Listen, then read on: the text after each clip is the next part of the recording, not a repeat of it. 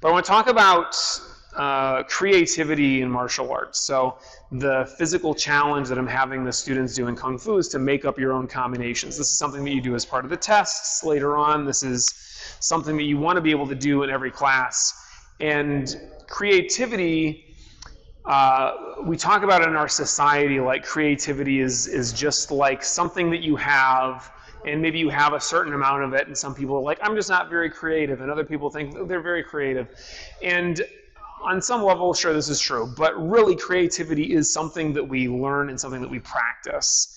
And meditation and the ability to let go of our normal kind of mental ruts and to be able to find a clearing and to be able to explore new ways of thinking and being really is an absolutely important part of creativity.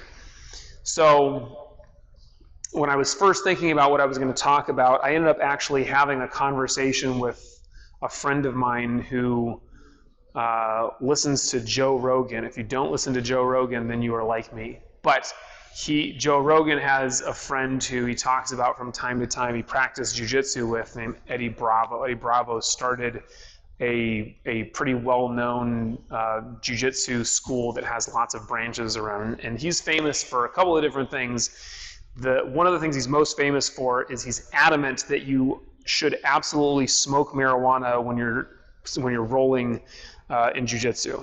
He's like, this is very important for your creative process and to help you relax and all this. Now, this is not something that I have ever done, but I can understand where he's coming from. I'm going to say that you don't need to smoke marijuana or do any kind of substance to find a creative flow.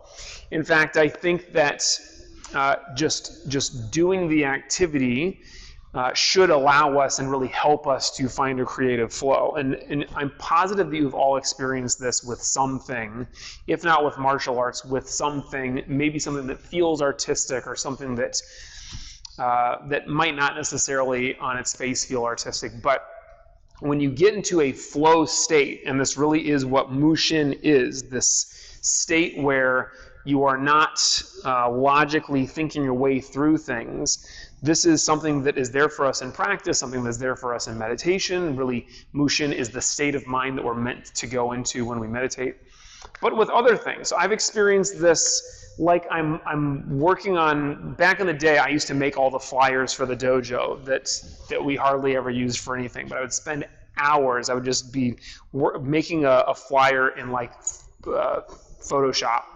And I would just look at the time and hours had gone by. And I've had that experience sometimes in meditation where the time has just seemed to fly by, for sure in class. And part of this is just when you're having fun, but when you're like really engrossed in something. Now, when you are in the flow state, it really does change your perception of time. And this, I think, is an important aspect of it, because when we are kind of set in our normal way of experiencing time in this linear mindset that we get into, it becomes very difficult to be creative and express yourself in a way that you haven't done before. You kind of get into your linear way of being and thinking, you just stay here. And it really does feel like a rut. So this is a thing that I think you will experience in your meditation and your martial arts if you haven't yet. Just this kind of just being in the present moment and time not necessarily being there or affecting us so much. The process that I'm kind of talking about when you are practicing creativity, and it seems like a silly thing to do to practice creativity, but it is a process that has been part of martial arts for forever and part of other things that are artistic as well.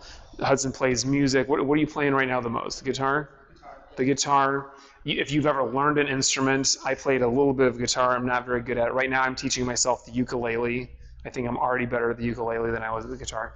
But you have to learn the technique first. Now, as I said, I'm teaching myself the ukulele, so I'm not good at it and probably will never be good at it. I assume you took lessons in guitar at some point, if you have taken a lesson in something like we do in martial arts, you're focused in the beginning on the technique. And you are meant to be very focused on the technique of what you're doing. Even there's technique in meditation, right? You're focused on the technique of watching the breath and letting go of the other thoughts. When I read a great quote earlier today, and I forget who said it, but the amount of creative genius in any period is strictly in proportion to the amount of extreme attention. And whatever you think about creativity, certainly you'll agree that if you're giving your attention to something, you're more likely to end up with creativity or creative results. And this makes it very pointed and serious. We're talking about creative genius and extreme attention. And when I first read this, I was like, the amount of creative genius in any period, they're talking about like at a period of time on planet Earth, the amount of extreme attention that's being put. He probably means, or she probably means, the amount of extreme attention that an individual is putting into in a given period of time in your life.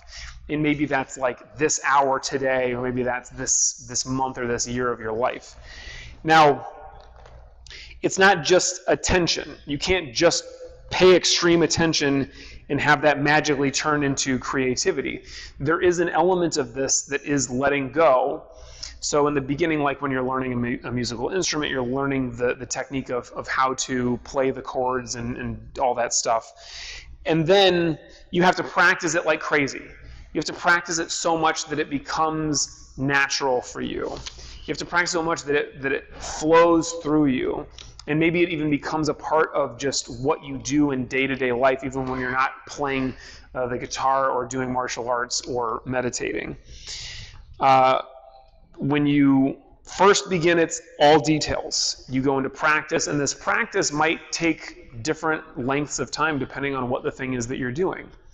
You've heard of this idea, the 10,000 hour rule, which has since been kind of disproven, but it gives you the feel of it. The reality is it might be 2,000 hours or it might be 1,000,000 hours, but it's some amount of time that is a lot, that feels like a lot. And that is kind of what it takes to be so proficient that you become maybe expert, but at least good enough to let it flow through you. And that is the last state. And I think it is, again, a little bit of an oversimplification to say that you will automatically start experiencing creativity by just practicing something a lot. But you cannot skip these steps. You have to learn the details, practice with the details in mind, and then at some point after that, the flow can happen. Now, exactly how that happens, I think, kind of depends on the person and the thing that you're doing. But in martial arts and in meditation, again, it is very much about letting go. And this, I think, is a point of confusion for a lot of people when they're trying to be creative. People think of it like, I am going to create a thing. I am the creator. And when you come at it from that perspective, there is too much of you. There's too much of the ego. And in my experience, it is really the opposite of that. It is when you let yourself go, you let your ego go, that then you are truly the most creative. And this is tough for people because we want to be the thing that is creating. We want to be the force. We want that ego gratification of creating the thing. And it is absolutely a paradox that we experience in our practice, where the more we want something and the more we are focused on the outcome, the harder it is to actually create that outcome. The more the ego is involved thinking about how great it's going to feel when we do this thing, how amazing everyone else will think of us, the more we focus on that, the less likely this is to happen. It's going to be the thing that we're stuck on. And I have had this fun little experience that I am sure that some of you have also had, where I have a piece of paper, I crumple it up because I'm going to throw it away, and I toss it in the trash. And the trash is like across the room. And I do this without thinking about it. I just crumple it up, toss it, and it goes in. And then I think to myself, that was pretty sweet. Nobody saw that, but I saw it. I'm going to try it again. And so I take another piece of paper and I go to toss it in, and of course I miss it completely. Now my ego is involved. And the first time that I did it, it's some mix of technique that I've had from throwing stuff away in the trash and just the intuitive way of moving my body. And then as soon as I insert the ego, then this is something that is in the way of my body doing what it naturally knows how to do, right? I did it once, and I should have just walked away and been fine with this. But then as soon as I invite the ego in, then it causes all kinds of problems. So then I might have to try it 10 more times before I finally get it. There's this contraption at the park that I take my daughter to every day. She can't use it because it's made for older kids or old kids. And I have to like turn this crank, and it's a Rube Goldberg like inspired device where this metal ball comes up and it like falls down the thing, and there's half of it that's looks like a more traditional Rube Goldberg thing where it like gets hit by a shoe and then like a thing, and then it like ends up on the bottom. And then on this half it's like what are those machines called? Like a Plinko? Is that a thing? I just make that up? Plinko? Is it Plinko? It's that thing where it goes ding, ding, ding, ding, ding, ding, ding. Yeah. So it looks like that.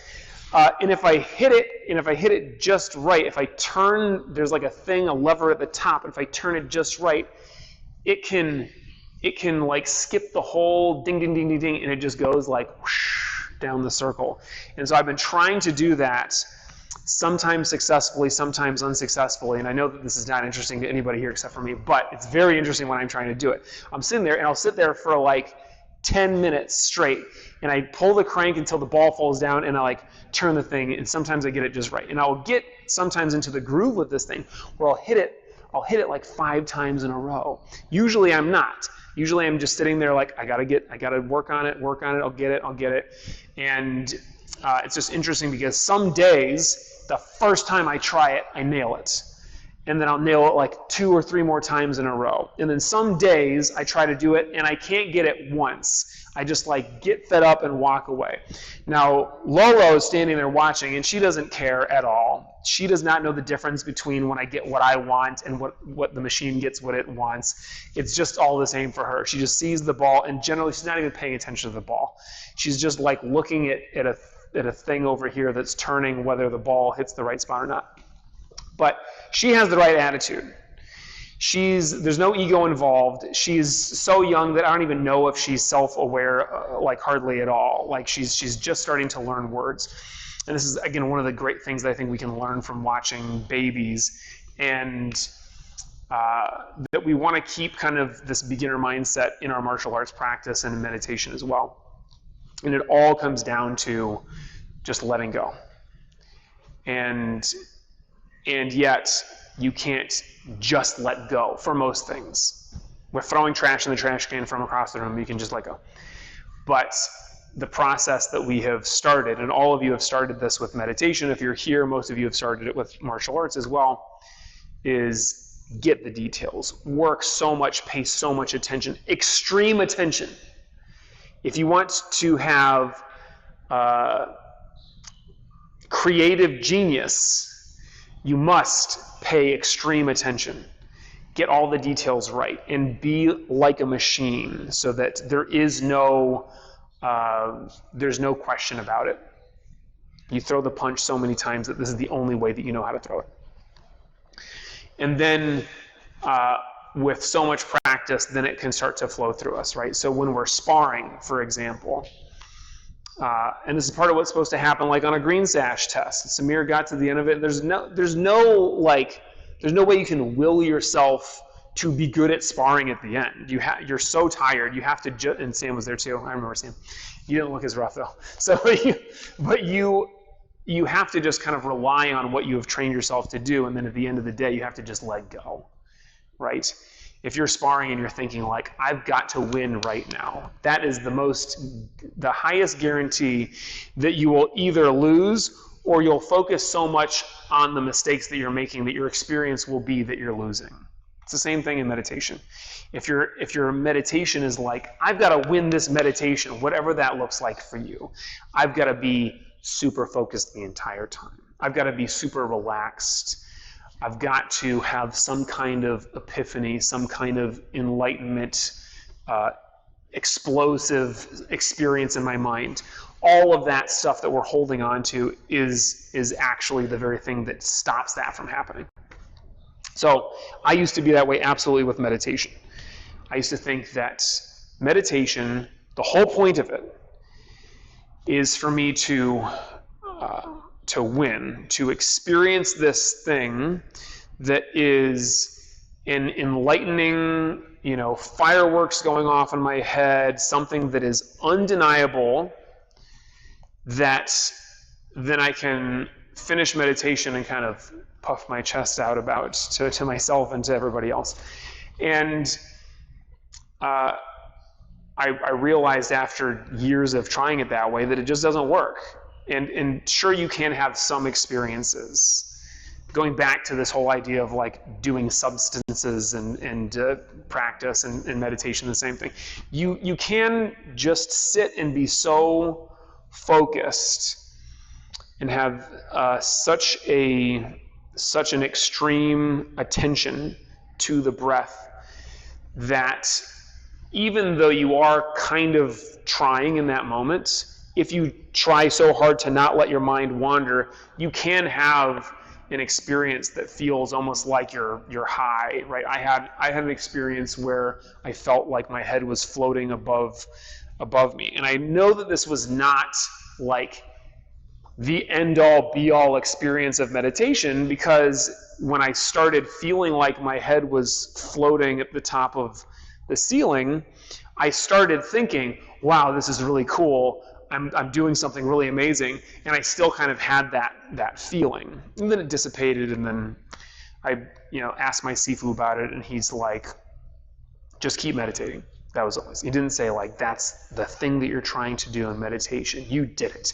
And he didn't say, that's wrong, you shouldn't be experiencing that. He said, just keep practicing. And that's what I'll tell you. If you tell me about pretty much any experience that you have with meditation, I'll listen to you, and then I'll probably say, keep going, because you are meant to go through all these different experiences and to enjoy it.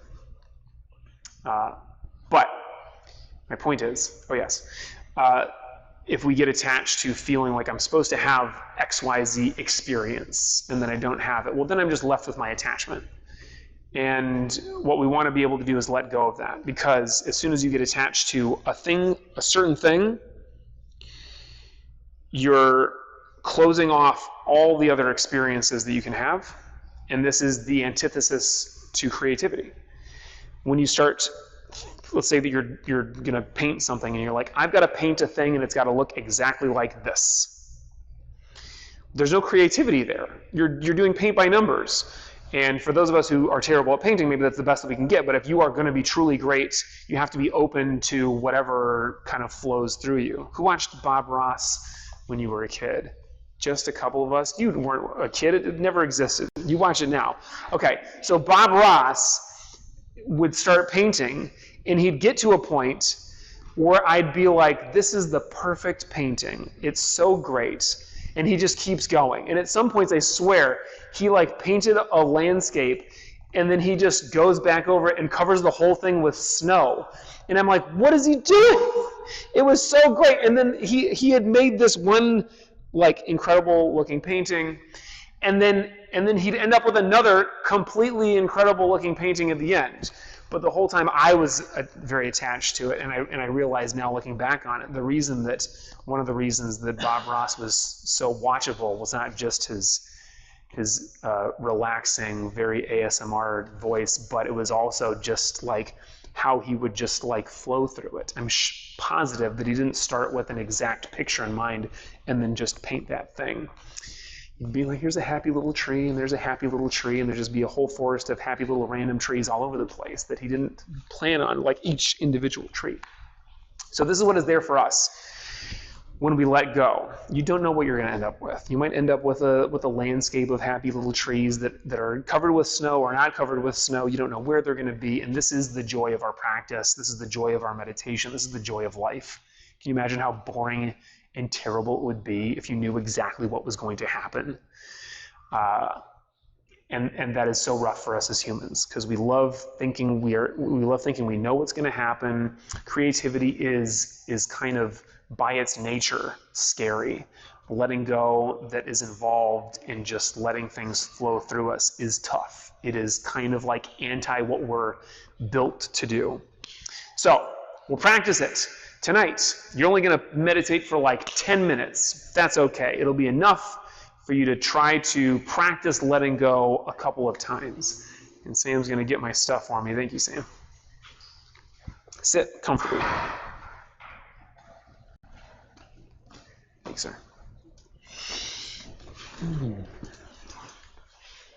So, in meditation, yes, there is technique. The technique is first, how do you sit? Sit with your spine straight, but that could mean seiza, cross-legged, lotus. Some of you sitting up against something with your back. It means your shoulders are back, your chin is parallel to the ground. Your eyes are closed. Not all meditation techniques involve closed eyes, but this one does. And it's great because it helps you let go of the senses, let go of your attachments to what's in front of you, and just allow you to focus on the thoughts and the breath within. So relax, watch the breath, let go of all thoughts, worries, and cares. Be here now. When your mind wanders, just practice refocusing on the breath without attachment, without judgment, just being present. Whatever thoughts or series of thoughts arise, you can just recognize them and then let them go.